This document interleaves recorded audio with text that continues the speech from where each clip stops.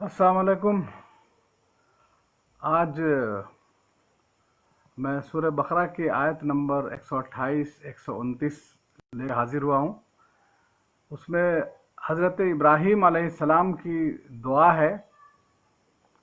आप सबसे पहले तर्जुमा सुनाता हूँ आयत के साथ कि हज़रत इब्राहीम, उसका बैकग्राउंड ये है कि हज़रत इब्राहीम काबे की तामीर कर रहे हैं और अपने बेटे इस्माइल के साथ, और दुआ कर रहे हैं।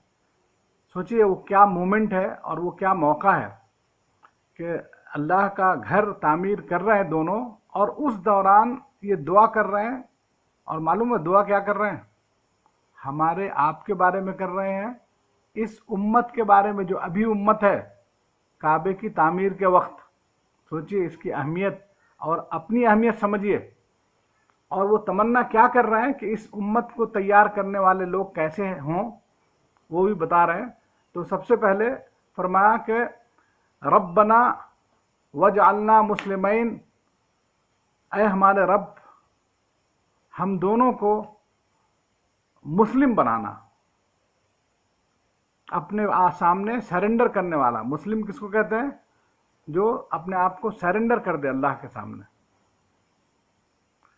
तो रब्बना वजअलना मुस्लिमैन लक, कहा कि ए रब, हम दोनों को तू तेरे सामने सरेंडर करने वाला बना।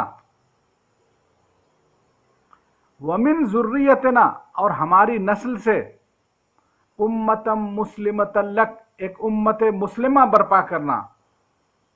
क्या दुआ की थी? उम्मत मुस्लिमा, यानी हम भी अल्लाह को सरेंडर करने वाले हों और हमारी नस्ल से एक उम्मत बर्पा हो, वो भी उम्मतम मुस्लिमतन लक। आज इस उम्मत के न जाने क्या क्या नाम हैं, लेकिन बहरहाल जो बानी काबा हैं और जिन्होंने काबा की दोबारा तामीर की अपने बेटे के साथ, और प्यारे नबी से लेके उन तक जितने भी मज़हब बीच में हैं, चाहे वो क्रिश्चियन हो, ज्यूज़ हो, या यहूदी हो, नसरानी हो, सब उनको अपना बाप तस्लीम करते हैं, हज़रत इब्राहीम को। तो अब आगे दुआ देखिए क्या है। उसके बाद फरमाया कि जब हम तेरे सामने सरेंडर करने वाले बन जाएं, ऐसी दुआ की। उसके बाद कहा व अरिना मनासिकना, और ए मेरे रब, हम दोनों को तू दिखा हमारी कुर्बान गाहें, कि हम कहाँ काम आ सकते हैं तेरे लिए, वो सारी कुर्बान गाहें हमें दिखा। वतुब अलैना, और हमें माफ़ फरमा।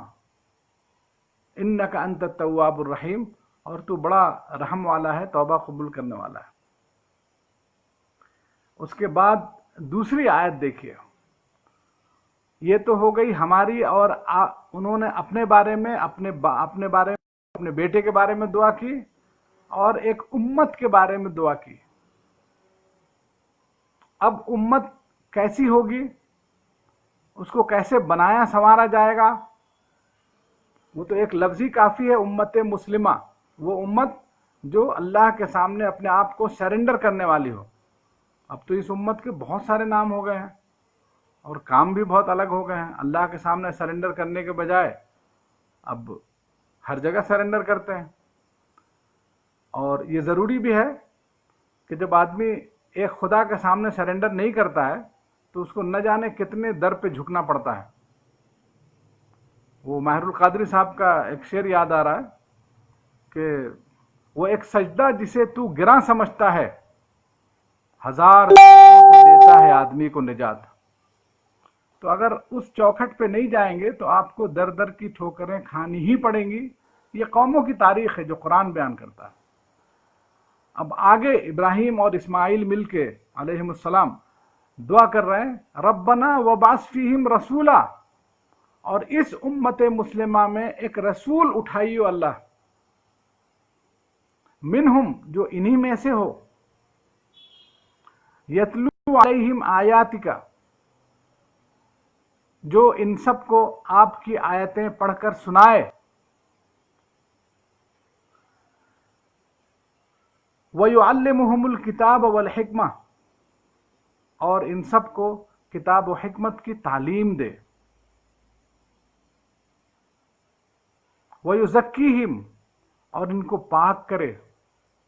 اِنَّكَ أَنْتَ الْعَزِيزُ الْحَكِيمُ، اے میرے رب تو بڑا زبردست ہے، قوت والا ہے اور بڑی حکمت والا ہے.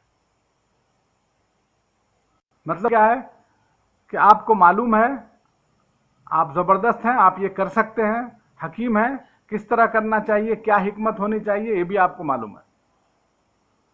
تو اب آپ دیکھیے کہ جو ابراہیم جیسا نبی جس کے سب فالوور ہیں، یہاں تک کہ پیارے نبی، سوچئے کہ حضرت ابراہیم کا مقام دیکھیے کہ اسی سے پہلے آیت میں اللہ نے کہا کہ ہم نے تمہیں للناس امامہ، ہم نے تمہیں ساری انسانیت کا امام بنایا. ابراہیم کا وہ مقام ہے. دوسری جگہ اللہ نے جو لقب دیا ہے وہ کسی نبی کو نہیں دیا، وہ خلیل اللہ کا ہے. آپ اللہ کے دوست ہیں. تو وہ دوست جب اپنے دوست سے مانگ رہا ہے تو سوچئے اس کا ذہن، دماغ اور اس کی تمنائیں کیا ہیں. اس نے کس مشکل سے کعبہ بنایا ہے، یہ آپ سب کو تاریخ معلوم ہے، میں اس میں نہیں جاؤں گا. ہمارا صرف ٹاپک ہے کہ ہمارا قرآن سے کیا رشتہ ہونا چاہیے. یہ پورے قرآن میں جہاں جہاں آئے گا میں وہاں وہاں لے کے آپ کو چلوں گا انشاءاللہ. تو اس آیت میں ہم دیکھتے ہیں کہ جو نبی کعبے کی تعمیر کر رہا ہے، کعبہ کیا ہے، ابراہیم کیا ہے، وہ سب سمجھیے، اور اس کے بعد سوچئے اس ماحول میں اس کو کیا چاہیے، اس کی تمنا کیا ہے. کہہ رہا ہے کہ اے میرے رب تو ایک امت اٹھانا، تو ایک امت اٹھانا جو میرے اور میرے بیٹے کی طرح ہی وہ تیرے سامنے سرنڈر کرنے والی ہو، امتم مسلمۃ لک، جو آپ کو سرنڈر کرنے والی ہو. اور دوسری دعا کیا کی کہ یہ جو امت ہے اس کو کیسے تیار کیا جائے. ایسی پیدا کر کے چھوڑ دینے والی امت نہیں تھی، اس کو ایک رسول چاہیے، اور وہ رسول کیسا ہو جو اے اللہ تیرے کتاب کی انہیں تعلیم دے. تو ایک باپ اپنے بیٹے کو کیا دیکھنا چاہتا ہے، کیسا دیکھنا چاہتا ہے. میرے بعد جب میرے بچے آئیں تو ان کی تعلیم، تربیت، یتلو علیہم آیاتک ویعلمہم الکتاب، تیری آیت کی تلاوت کرے ان پہ، ان کو کتاب کی تعلیم دے. ویزکیہم، اور ان کی تربیت کا کام کرے، ان کو تربیت دے، پاک کرے. تو دوستو، رمضان کے ماحول میں ہم جو قرآن سے ہمارا رشتہ دن بدن جو بڑھتا جا رہا ہے، تو اس میں اور یہ جان کر اضافہ ہوتا ہے کہ امام الانبیاء حضرت ابراہیم، کعبہ کو ریکنسٹرکٹ کرنے والے، دوبارہ تعمیر کرنے والے اپنے انہی ہاتھوں سے، جن کو اللہ نے قرآن میں ہمارے لیے اسوہ بتایا ہے کہ اس ابراہیم میں تمہارے لیے اسوہ ہے. تو اللہ سے جو ان کا تعلق تھا اور پیارے نبی ان سے جو محبت کرتے تھے، اسی لیے کہ باتوں باتوں میں وہ کہتے تھے دیکھو یہ تمہارے باپ ابراہیم کی سنت ہے، ابراہیم یوں کرتے تھے، ابراہیم یوں کرتے تھے. اور ہم حج کے لیے جاتے ہیں تو بھی کیا کرتے ہیں، ان کی نقل تو اتارتے ہیں. جہاں انہوں نے نماز پڑھی ہم نماز پڑھتے ہیں، وہ مقام ہے ان کا. مقام ابراہیم مصلی کہا اللہ نے، مقام ابراہیم کو ہم نے مصلی بنا دیا، نماز کی جگہ بنا دیا.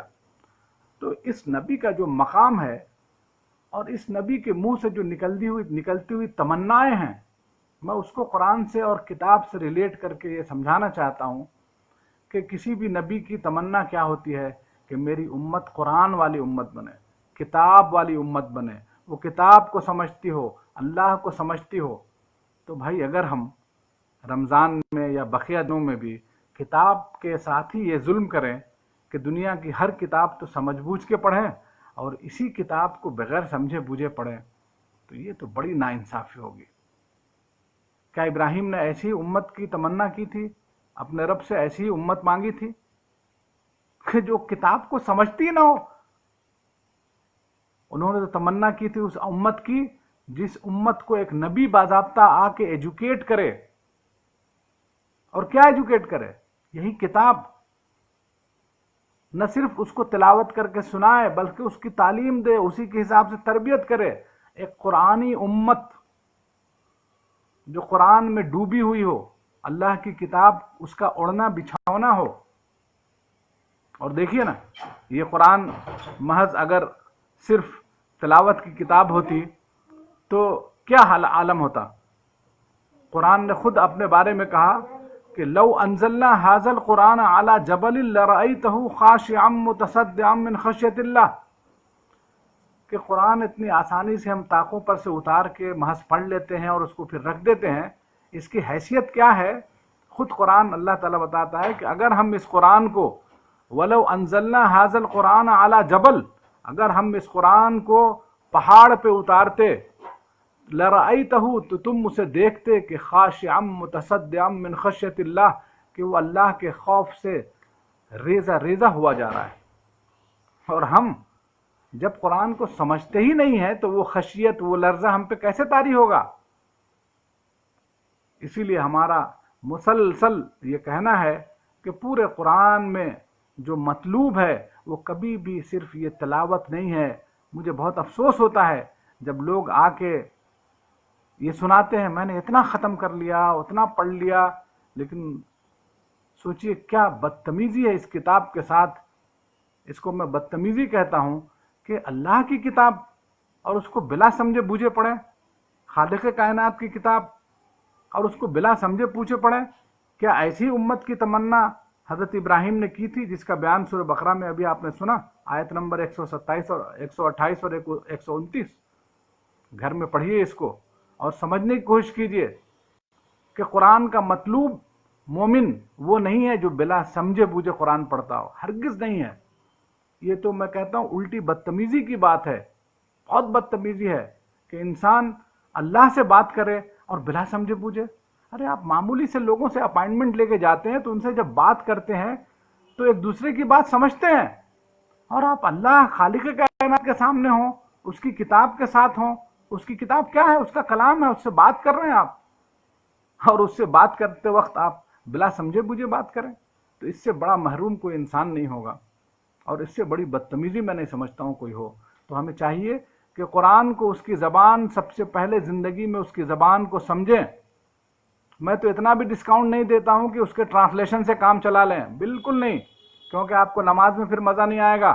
آپ نماز بھی پڑھیں گے، رشوت بھی لیں گے، نماز بھی پڑھیں گے اور دوسری عیاریوں میں بھی جڑے ہوئے ہوں گے، اور آپ سمجھ رہے ہوں گے میں بہت بڑا دیندار ہوں. کیونکہ آپ نماز کو جب جاتے ہیں تو آپ ایک موبائل جیسے آپ چارج پہ لگاتے ہیں نا، ویسے چارج ہو جانے چاہیے. وہ چارج کب آتا ہے؟ جب آپ اللہ سے بات کرتے ہیں. تو اس لیے اللہ نے نماز کو بھی کیا کہا اللہ کے رسول نے؟ الصلاۃ معراج المومنین، کہ نماز مومنوں کی معراج ہے. معراج کیا ہے؟ بات چیت ہے اللہ سے.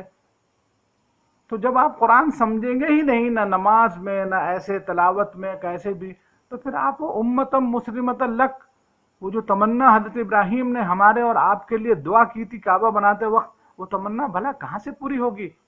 کیا وہی امت ہم ہیں؟ اس پہ ہمیں دراصل غور کرنا ہے، اپنے دوستوں میں، اپنے گھروں میں لوگوں کو راغب کرنا ہے. معمولی سی میں تو کہتا ہوں کہ جاب کے لیے آپ کیا کیا ٹریننگ نہیں حاصل کرتے ہیں. قرآن کی زبان سیکھنے میں کیا وقت لگتا ہے؟ اچھے آدمی کو ڈھونڈیے، پتہ کریے، اور یہ مشکل سے آپ 1 سال کے اندر تھوڑا تھوڑا بھی 1 گھنٹے بھی دیں گے تو 1 سال میں پورے قرآن کی زبان آپ سیکھ سکتے ہیں الحمدللہ. تو آج پھر اتنا ہی. انشاءاللہ امید کرتا ہوں کہ میں پھر اللہ تعالیٰ کل کوئی آیت اس سلسلے کی ہوگی تو میں انشاءاللہ لے کے حاضر ہوں گا. اور مجھے امید ہے کہ آپ قرآن کی اس میسج کو، پڑھنے پڑھانے کے اس میسج کو دوسروں تک بھی پہنچائیے. اللہ آپ کو جزائے خیر دے گا. وآخر دعوانا الحمدللہ.